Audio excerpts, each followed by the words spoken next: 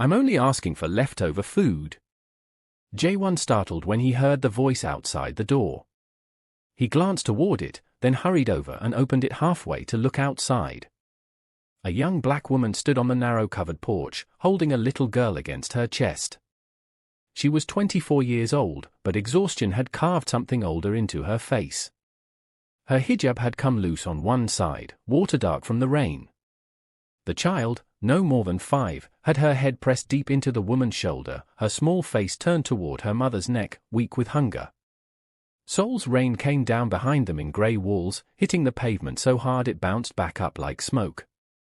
The young woman looked up at him with a kind of frightened politeness that made her seem even smaller. "Sir, I only asked for food. Whatever is left. Even from the pot." Jae-won did not answer right away.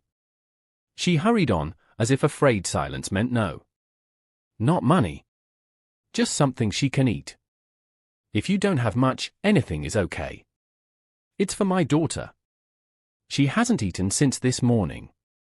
Jae-won stared at her, then looked past her toward the narrow lane. No adult waiting. No umbrella. No car parked at the corner. Just the rain, the yellow light from the security lamp above the gate, and 2 people standing in the downpour as if they had run out of doors to knock on. "Where is your family?" "We live with my grandmother." "But that's not what I asked. I don't know where my mother is, sir. And I don't know where my father is either." Soo-yeon stepped closer behind him. "Jae-won, who is it?" "A young woman, asking for food." Soo-yeon looked over his shoulder. Her expression tightened.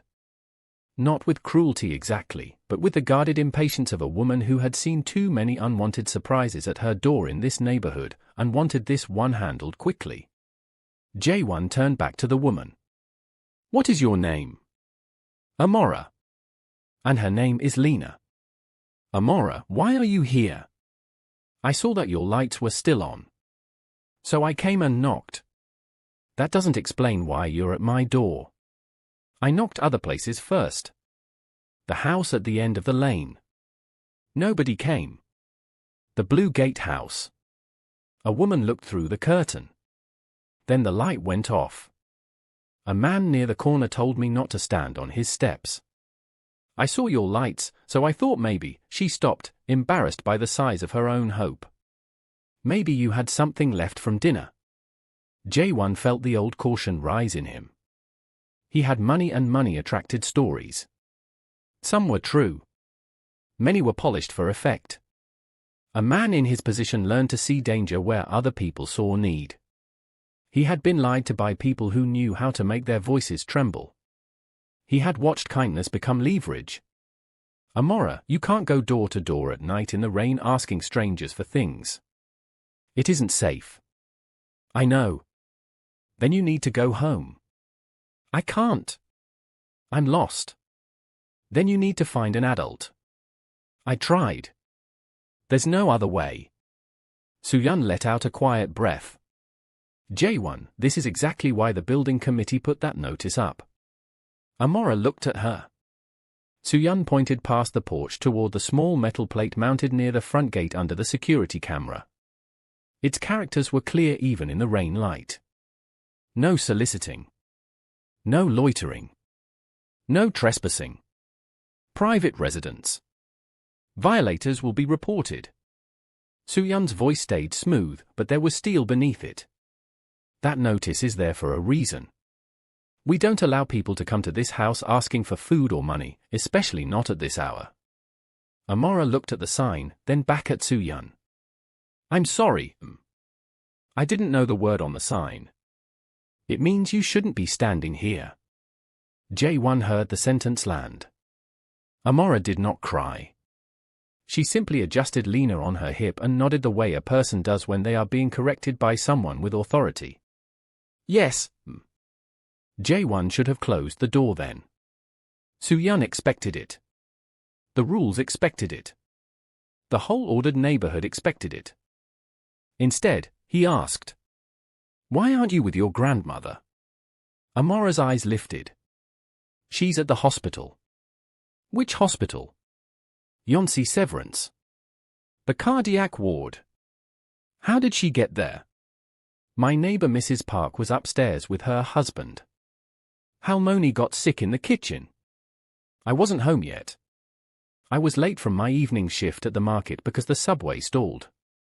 When I got back, Mrs. Park said the ambulance had already taken her.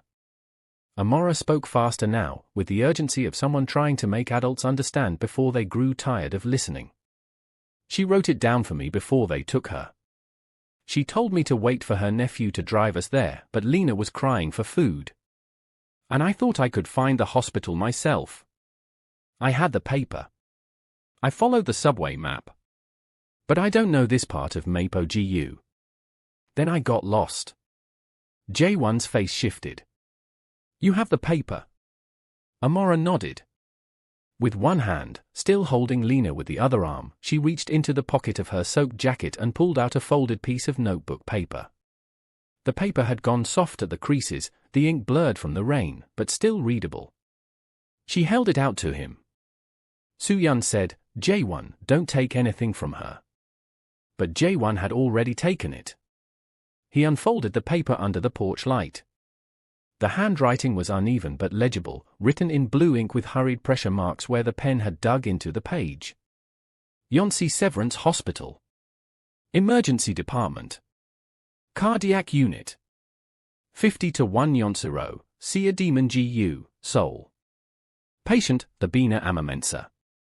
Brought in by ambulance, approximately 8:40 p.m. Neighbor contact, Mrs. Park Ji-young, Unit for B. If Amora comes home, tell her grandmother is at Severance. Wait for nephew Hunter to drive her. Do not let them go out alone at night. J1 read the note once. Then he read it again. Soo-yeon watched his face. What does it say? J1 turned the paper so she could see. The young woman was telling the truth. Soo-yeon's expression faltered for the first time. Amora stood very still, as if truth needed silence to work. J1 looked at the note again. Yonsei Severance. Cardiac Unit. Abina Amamensa. The name touched something old inside him, but not enough to become memory yet. It was like hearing a melody from another room. Familiar, but not reachable. He looked back at Amora. You walked all this way in this rain following this paper. I tried to follow the subway signs first. Then I got off at the wrong exit because Lena dropped her shoe and I was reaching for it when the doors closed. Then I walked. I asked a woman at a convenience store but she said she didn't know Severance from this side. Then the rain got worse. Lena got heavy. I saw the houses with lights and thought maybe somebody could point me toward the road. I wasn't trying to cause trouble. Soo-yeon looked away. J1 remained in the doorway, the note still in his hand. Why only leftover food, he asked, though he already knew the answer would hurt. Amora looked down at Lena. Because even a little is enough for her. And you? She gave a small shrug. Too tired to make it brave. I can manage hunger better. I'm older. J1 felt Soo-yeon's eyes on him. He also felt the house behind him. Warm air, heated floors, a refrigerator full of food his housekeeper had restocked just yesterday, a life so insulated from want that leftover rice had become invisible to him. J1, if she needs help, we can call the social welfare center. That is what those services are for. We can't simply take strangers into the house. Amora turned to her at once. I don't need to come in, I just need something for Lena and maybe someone can point me to the hospital. I won't touch anything.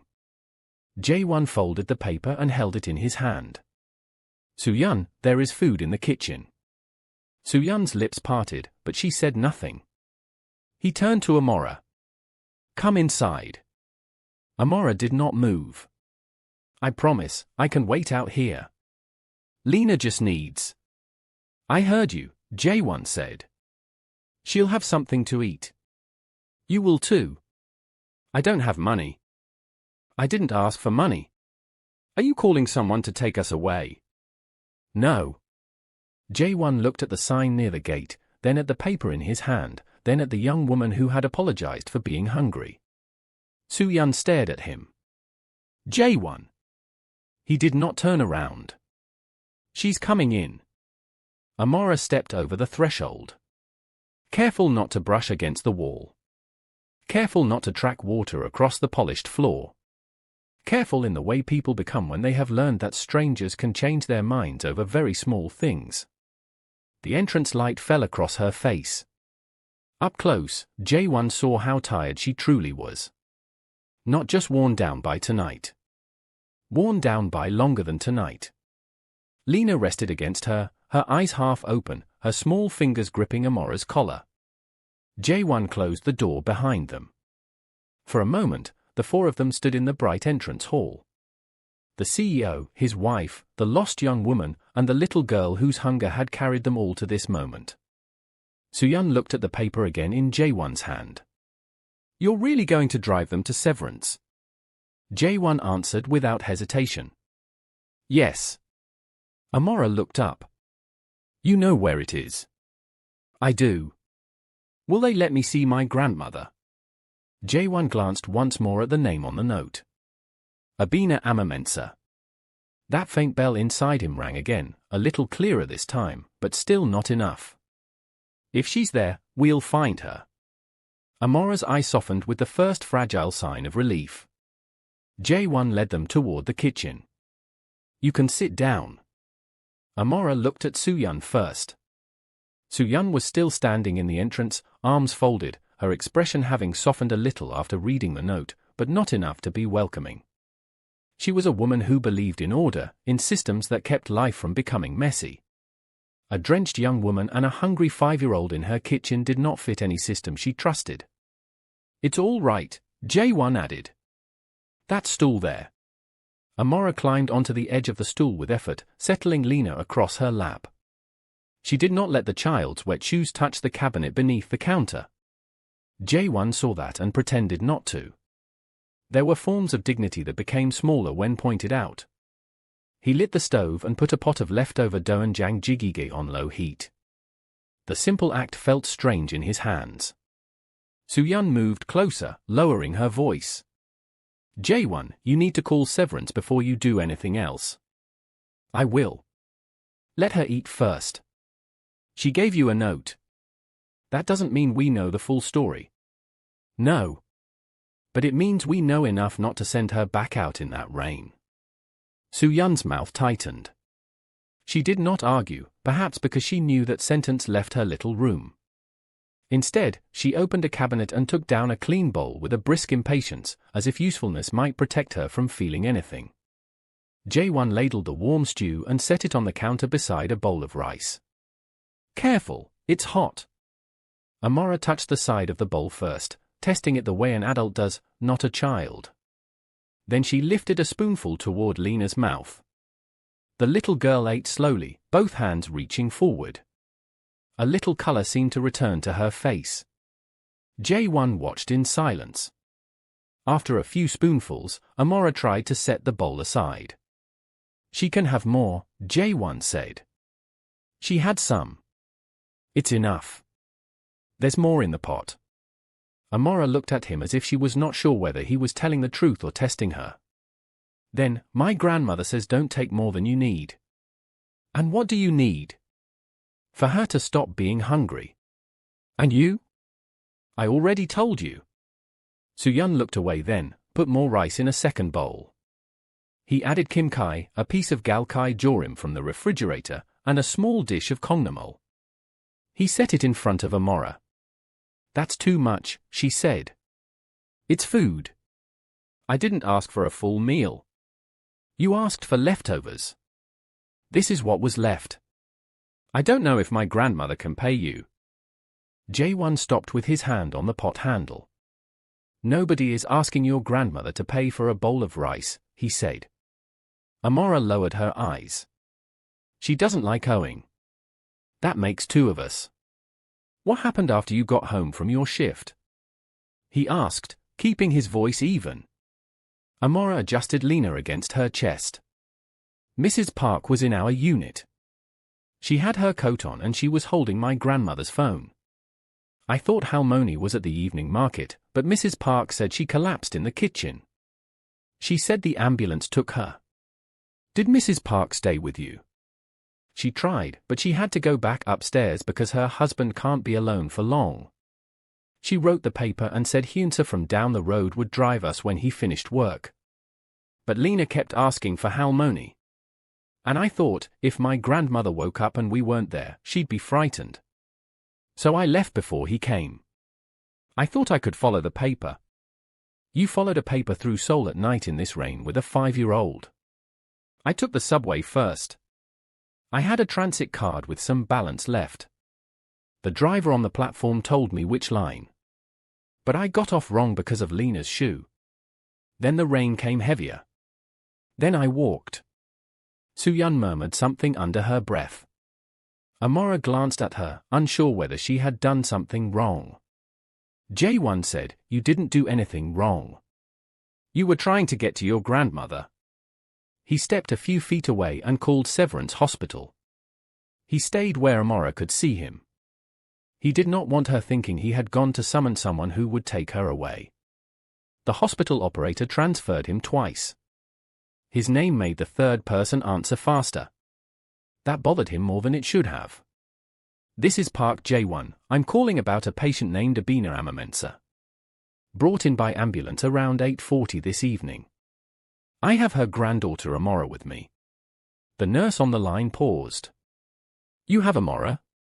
"Yes." "Oh, thank goodness." The relief in the nurse's voice was real.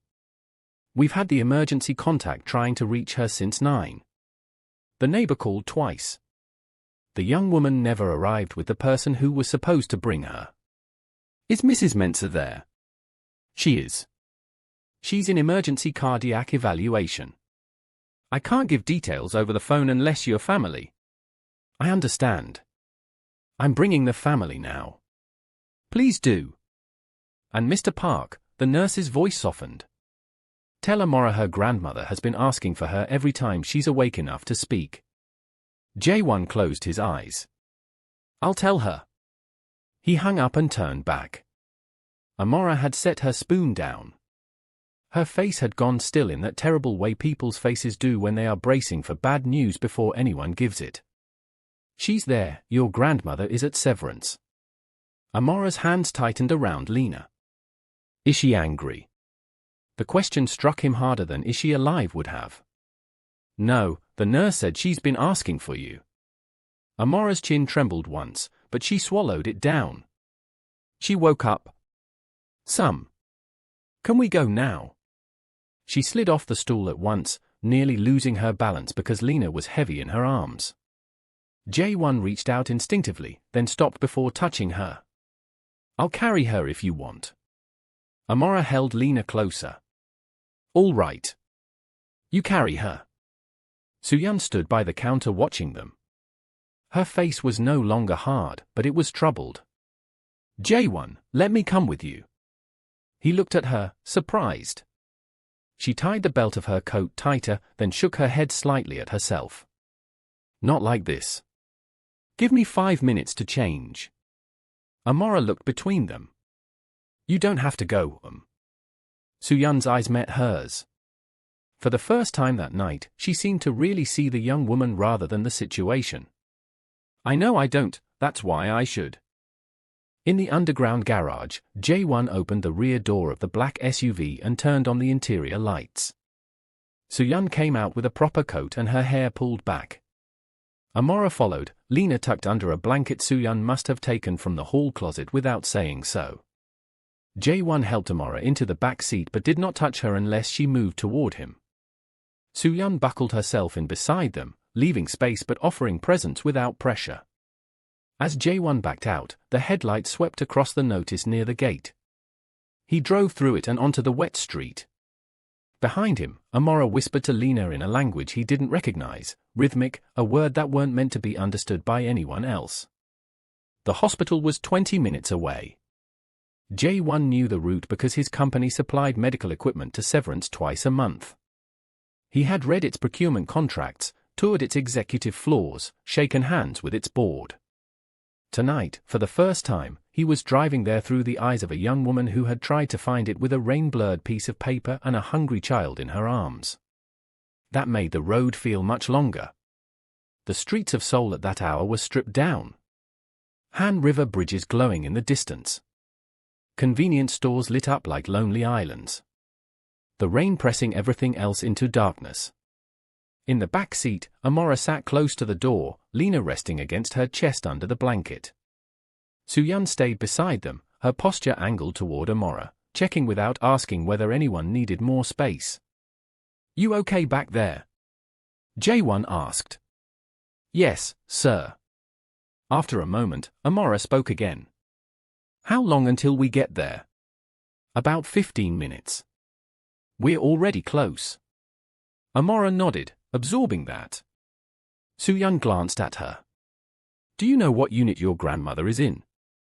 "The paper says emergency and heart ward." "Cardiac unit, that means they're monitoring her closely." "Is that bad?" "It means they're taking it seriously." "That's a good thing." Amora seemed to accept that. The car fell quiet, but it wasn't the same silence as before. It had weight now, but also direction. At the emergency entrance of Severance, Jae-won went in first. A nurse at the desk looked up. "I'm here about Abina Amamensa. Her granddaughter is with me." Recognition flickered across the nurse's face. "You're Mr. Park." He nodded. "The family is in the car. I didn't want to bring them in until I knew where to go." "Bring them in, the grandmother's been asking for the girl every time she's awake." Jae-won turned back toward the entrance. Outside, Amora had already opened the car door. She was standing on the wet pavement, Lena in her arms, scanning the building as if she might find her grandmother through the glass walls. Jae-won approached her. "They're expecting you." Amora did not wait for anything else. She moved toward the entrance with urgent steps. Inside, the hospital was louder than it looked from outside. Voices overlapped. A stretcher rolled past. A machine beeped somewhere down the hall. Amora stayed close to Jae-won without touching him. The nurse guided them through the cardiac unit hallway. Past doors labeled with terms Amora's eyes skipped over. Past people sitting in chairs with tired, clasped hands. Jae-won noticed how many of them looked up as they passed. Not because of him. Because of Amora. A young woman moving through a hospital at midnight with a child on her hip, walking with a purpose that did not belong to someone who had almost given up. At a turn near the cardiac ward, the nurse slowed. "She's just ahead." Amora stopped for a second. Jae-won looked down at her. "You ready?" She nodded. But her voice came out small. "What if she doesn't recognize me?" Jae-won paused, choosing his words. "Then you'll still be there. And she'll know that." Amora seemed to hold on to that. Through the glass panel of the room, Jae-won saw an elderly woman lying in the hospital bed. Her skin deep brown against the white sheets, her hair natural and silver-threaded, pulled back loosely. Machines surrounded her, constant. Lines and wires connecting her to the world she was still holding on to. "Halmoni," Amora whispered. The word was barely louder than breath. But something in the room shifted. And then Jae-won looked at the woman's face. Something inside him finally clicked into place. The memory that had been circling all night came back not as fragments but whole. A road. A crash. Rain. The taste of blood. Fear and confusion. And a woman's voice, steady, refusing to let him slip away. "Don't you close your eyes. Stay with me. You hear me? Stay." Jae-won inhaled. Soo-yeon noticed. "Jae-won." He didn't answer. Because for the first time, he wasn't looking at a stranger in a hospital bed. He was looking at the woman who had once refused to let him die on the side of a road in the rain. And standing in front of her was the young woman who had knocked on his door, asking for nothing more than a little leftover food. Amora didn't wait for permission to enter. The nurse had barely pushed the door open when she slipped inside, moving straight to the bed. She stood on her toes just enough to see over the rail, Lena still against her side. "Halmoni," she said again, stronger. The old woman's fingers twitched against the thin hospital sheet. "I'm here," Amora whispered. "I came. I got lost, but I came." The machines hummed. The heart monitor traced thin green lines across the screen.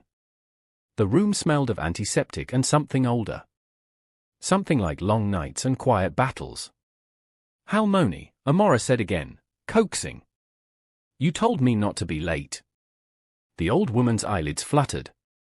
Then opened. Clouded with pain and exhaustion, but focused. On the ceiling. Then the wall. Then, as if drawn by something stronger than effort, on Amora. "Baby girl," she whispered in English, her Ghanaian accent soft in the word. Amora's face broke open in relief. "Halmoni, you're here." "Yes, I'm here." The woman's gaze shifted. "Searching." "The child." Amora adjusted Lena so she was visible. "She's here too." The old woman exhaled. A sound that carried more weight than a full breath. "Thank God." Jae-won stepped closer without realizing he had moved. He stopped at the side of the bed, looking down at her. Up close, there was no doubt left. The years had changed her? Lined her face, thinned her frame. But the structure was the same. The strength was still there, even under the weakness. "You," he said, almost under his breath. The woman turned her head slightly toward him. It took a moment for her eyes to adjust. To place him. To match the man standing beside her bed with the boy she had knelt over in the rain 11 years ago. Jae-won didn't rush it. He simply stood there, letting her see him. Her brow furrowed. Then recognition came. Not immediate. But real. She began, her voice catching. "Yes." Her eyes widened. "You made it. Because you didn't let me die." The room went still. Amora looked between them, confused but alert, sensing something vast without understanding it yet. Soo-yeon stood near the foot of the bed, her expression no longer guarded but softened by something close to humility. The old woman studied Jae-won's face more carefully. "You cleaned up well." Jae-won let out a quiet exhale. "You look exactly the same." "That's a lie." "Yes." "Halmoni, you know him." "I met him once." The old woman's eyes shifted back to Amora. "A long time ago." Jae-won stepped closer. "You pulled me out of a car 11 years ago. On the road behind Hongdae, near the underpass. You stayed with me until the ambulance came. You were the only one who stopped." The old woman's expression softened with memory. "You were bleeding badly. I remember. I told you not to close your eyes. You did. I didn't think you'd remember me." "I didn't forget," Jae-won said. "Then, more honestly, I just didn't find you in time." She looked at Amora. Then at Lena. Then back at Jae-won. "Looks like you found me now." The words landed gently, but they carried something deeper. Something about timing. About things returning when they were needed most. "Halmoni, we needed food." She glanced down at Lena. She was hungry. "So I went to find some. I knocked on doors. Then I found his house. He gave us food and brought us here." She gestured toward Jae-won. "He brought us here." The old woman's gaze returned to Jae-won, and something in her expression shifted. Not surprise. Not exactly gratitude. But the recognition of a balance being restored. "You didn't have to do that," she said. Jae-won shook his head. "Yes, I did." The old woman's name was Abina. Abina Amamensa. 71 years old. Originally from Accra. She had come to Seoul 30 years ago with her late husband, who had worked in international trade. She had stayed because her daughter stayed. Then her daughter left, and Abina stayed for Amora. The doctor came while they were still in the room. He was in his late 40s, tired but alert. "Mr. Park," he said, recognizing Jaewon by name. "I understand you brought in the patient's granddaughter." "That's right. Mrs. Mensah suffered a serious cardiac episode. We're still running tests, but there appear to be underlying conditions we need to evaluate further." "Is she going to be okay?"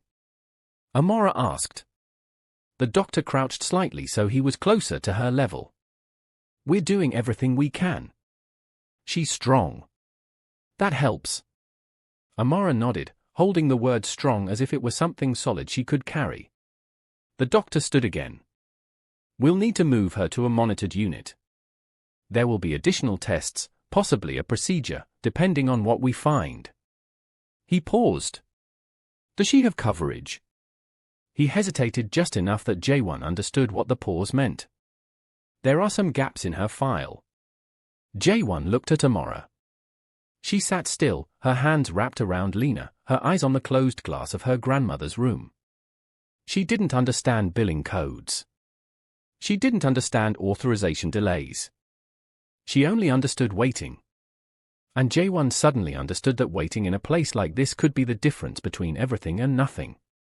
"Don't wait," he said to the doctor. The doctor studied him. "Whatever it is, don't let paperwork slow you down." "Mr. Park, I can't authorize." "I can." Jaewon reached into his coat pocket and took out a card. "Run whatever tests you need to run. If the decision is between waiting and acting, you act." The doctor looked at the card. Something in his expression shifted. "I'll make sure the team is aware," he said, and walked away. Soo-yeon turned to Jaewon the moment the doctor was gone. "That was a lot. It was necessary. You don't even know the full situation yet." "I know enough." Soo-yeon looked at him for a moment. Then she walked over and sat beside Amora. "Here," she said, unwrapping the bread she had packed in the kitchen and brought in her coat pocket without saying anything. "You didn't finish this." "I'm okay." "I know," Soo-yeon said. "But you should still eat." After a moment, Amora took a small piece. And Jaewon watched something shift. Not loudly. Not in a way anyone would point to later. But Soo-yeon's posture had softened. Amora's shoulders had lowered just slightly. The space between them had changed from distance to something closer to care. Jaewon leaned back against the wall, folding his arms. 11 years ago, a woman he barely knew had chosen not to walk away from him in the rain when it would have been so much easier to do so. Tonight, her granddaughter had appeared at his door asking for a little leftover food. And now, standing in a hospital hallway under harsh lights, Jaewon understood something with absolute clarity. Some debts don't come with invoices. Some debts come back as people. And this one was not going to be left waiting in a chair outside a closed door. They stayed through the night. Jaewon stood near the window of the cardiac floor, looking out over Seoul's rain-soaked skyline. From this height, the city looked calm. Han River bridges strung with light. Apartment towers standing still and distant. It was hard to believe that just hours earlier, a young woman had been moving through those same streets in the dark, following a rain-blurred paper, knocking on doors that kept closing. At some point, Lena finally slept.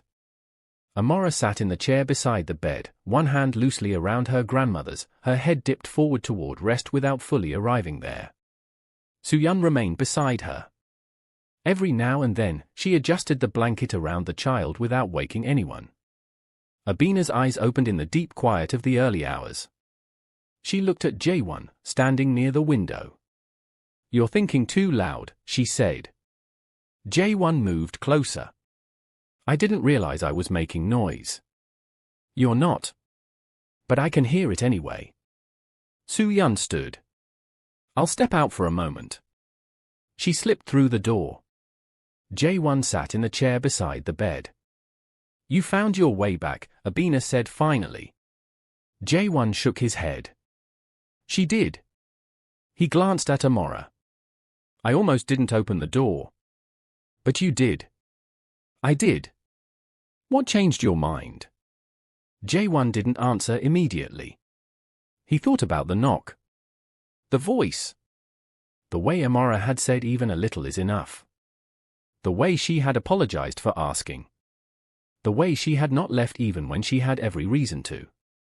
She didn't ask for much, that's not what I mean. Jae-won met her gaze. Neither is that. Abina held his eyes for a moment. Then gave a faint nod. Fair enough. The monitor continued its steady rhythm. You built a life, she said. I can see that. Yes. You did well for yourself. I tried. She shifted against the pillow, wincing just enough for him to notice. Don't disappear, she said. I won't. Don't show up big and leave quiet. I won't. Don't make promises you can't keep. I won't. Abina held his eyes for a moment. Then gave a tired nod.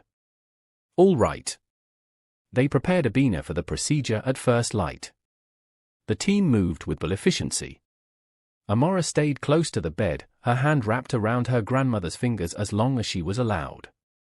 Lena stood pressed against Amara's side, watching everything with serious eyes. At the threshold of the procedure area, the nurse stopped them. This is as far as you can go. Amara's hand lingered in Abina's for one final moment. I'll be right here, Amara said. Abina squeezed her fingers. I'll be right back. It was a promise neither of them could guarantee, but both of them needed to hear. The doors closed behind the bed. Amara stood still, staring at the closed doors. Jae-won stepped closer, but not too close. She's in good hands. Amara didn't look at him. How long? A couple of hours. Maybe less. Amara nodded. Soo-yeon guided her to a chair nearby. Amara sat, but her body stayed tense, ready. Lena climbed into her lap. Amara held her automatically, her focus splitting between the child and the doors. Jae-won stood beside them. Eyes on the same doors. Time stretched. Not the uncertain waiting of the night before, but something sharper. Every minute carried weight. Soo-yeon broke the silence first. She's strong. Amara nodded. She is. And she's not alone. You're still here. I told you I would be. You could have left. I didn't. Amara held his gaze for a moment, then gave a nod, as if confirming something she had already decided. When Dr. Lim finally stepped through the doors, Amara was on her feet before he had taken 2 steps. The procedure went well. The tension in the air broke. Not loudly. Not dramatically. But enough. Amara exhaled, her shoulders dropping for the first time since the evening began. She's okay? She's stable. We addressed the blockage. She'll need time to recover, but this was the right step. Amara nodded, accepting every word. When can we see her? Soon. She's being moved to recovery now. Thank you. She's a strong woman. Jae-won glanced at Amara. Yes, he said. She is. Recovery did not look dramatic. It came in shifts. Abina sitting up a little longer than before. Her voice gaining strength day by day. The monitors settling into steadier rhythms. Quiet progress that required patience to recognize. Amara noticed every bit of it. She's talking more, Amara said one afternoon, sitting beside the bed with Lena asleep across her lap. That's because you don't give me a chance to stay quiet. If you're quiet too long, I think something's wrong. That's fair, Abina admitted. Soo-yeon stood near the window, watching the exchange with a softness that had become more natural over the past 2 days. She had stopped checking her phone every few minutes. Stopped asking how long they would stay. Somewhere along the way, staying had become the decision, not the question. Jae-won stood at the foot of the bed, reviewing something on his phone before setting it aside. I spoke with the discharge coordinator, he said. Abina raised an eyebrow. Already planning to send me home. Planning to make sure when you do go home, it's not back to the same situation. And what situation is that? One where Amora has to choose between working double shifts and caring for Lena. One where a medical emergency becomes a navigation problem in the rain at midnight. The words were direct but not harsh. Abina held his gaze. You're not wrong. Amora looked between them, listening. Soo-yeon stepped closer. We've been talking about options. Home care for a while you recover. Making sure you have what you need. That sounds expensive, Abina said. Jae-won answered. It's handled.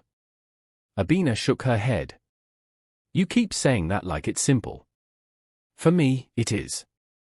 That's not the point. Jae-won stepped closer, his tone steady but respectful. Then what is the point? Abina didn't answer right away. The point is, I raised her to stand on her own feet. Not to depend on someone else every time things are hard. I understand that. Do you? Yes, that's why I'm not offering to replace that. I'm offering to support it. What does that mean? It means Amora still works if she chooses to work. It means you recover without worrying about how to pay for medication. It means someone makes sure the basics are covered so you can focus on the rest. And after that, we reassess. Together. This isn't about taking control. It's about making sure you don't have to fight everything at once. Halmoni, I can still help. Abina turned to her. I know you can. I know that, too, but I wouldn't mind being able to take Lena to school every day without worrying. The honesty of it settled the room. Abina closed her eyes. Then opened them. She should be in school every day. Onipa nao here Onipa. She said it in Chi, certain. A person needs a person. Jae-won didn't ask for the translation. He didn't need it. After a long pause, Abina looked back at him. You move fast. I do. You don't ask for much in return. I'm not asking for anything. That's what worries me. Jae-won allowed a breath. Then let me ask for one thing. All right. Let me help, he said simply. The room went quiet. It wasn't a grand statement. It wasn't dressed up or complicated. Just a request, direct and unguarded. Abina held his gaze. You already are, she said. Then don't stop me. All right. We try it your way for a while. Amora looked between them. That means yes. Abina gave a smile. That means yes. The day Abina left the hospital did not feel like an ending. There were no grand speeches. No dramatic goodbyes. Just a series of movements that carried weight in their simplicity. Papers signed. Instructions reviewed. Medications explained. Follow-up appointments scheduled. Annie stood beside the bed as Abina slowly shifted her legs over the side, preparing to stand. I can do it, Abina said, more to herself than anyone. Jae-won stood close, not touching, not interfering, just ready. Soo-yeon had organized the bag at the foot of the bed, making sure nothing was forgotten. They moved slowly through the hallway. Past the chairs where Amora had waited without moving. Past the place where everything had balanced on a single word, stable. Now there was motion. The air felt different. In the car, Amora sat with Lena on her lap and looked out the window as the city passed. She wasn't counting minutes anymore. She watched the streets as if trying to understand how everything had shifted so quickly. Where are we going? She asked. Jae-won glanced at her in the rearview mirror. First to your place. We need to pick up a few things. And then? Somewhere better suited for recovery. Already arranged. You don't waste time. No, When they arrived at the apartment building, Amora led the way inside without hesitation. The unit was small but clean. Everything had its place. Folded blankets. Stacked dishes. An order that spoke of pride more than comfort. Amora moved quickly, gathering what she needed without being told. A small bag. Lena's things. A few folded clothes. She didn't take more than necessary. Soo-yeon added a few things Amora hadn't considered. Extra clothing. A small pair of shoes by the door. A framed photo from the shelf. Amora noticed. We don't need all that. Soo-yeon smiled. You might. Amora hesitated. Then nodded. Abina stood near the doorway, taking it all in. This place did what it could, she said. Jae-won stepped beside her. It did. But it's not enough anymore. No. Abina looked at him. Then we don't come back the same way. No, we don't. They left the apartment quietly. No ceremony. No looking back. Just a door closing behind them.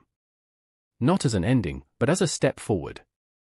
In the car, Amora leaned back. Her body finally relaxing in a way it hadn't before. Lena slept against her, undisturbed. Soo-yeon rested her hand on Amora's shoulder. Jae-won drove, not toward something uncertain, but toward something chosen. After a while, Amora spoke. Mr. Jae-won. Yes. Are we still allowed to knock on your door? The question was simple. But it carried everything that had brought them here. Jae-won glanced at her in the rearview mirror. You won't need to knock, he said. Why not? Because you'll already be welcome. You're changing more than one life. Jae-won kept his eyes on the road. I'm making sure you don't stop halfway. I won't. Abina nodded. Onipa nao here Onipa. A person needs a person. And this time, no one in that car was going to pretend otherwise. The car turned onto a quieter street lined with ginkgo trees, their yellow leaves still wet from the night's rain, catching the morning light. As they pulled into the driveway, Amora looked up. The house stood ahead. Its windows catching the pale autumn sun. And one light, just inside the front hall, was already on. Amora noticed it immediately. You left it on. Jae-won turned off the engine. I told you I would. Amora smiled. Not wide. Not loud. But real. They stepped out of the car together. This time, there was no hesitation at the door. No uncertainty. No need to ask. Jae-won opened it. And instead of a barrier, it felt like what a door should have always been. An entrance. A place where no one had to stand in the rain and wonder if they would be turned away. As Amora walked inside, Lena in her arms, Soo-yeon beside her, and Abina following slowly but steadily, Jae-won paused for just a second on the threshold. He looked at the light. At the space it filled. At what it meant now. Then he stepped in and closed the door behind them. Not to shut the world out, but to hold something new in place. Because some doors, once opened, are meant to stay that way. This story is a work of fiction. All characters, events, and situations are imagined. Inspired by the original story. Adapted for the Nova Tales TV Afro-Korean storytelling tradition.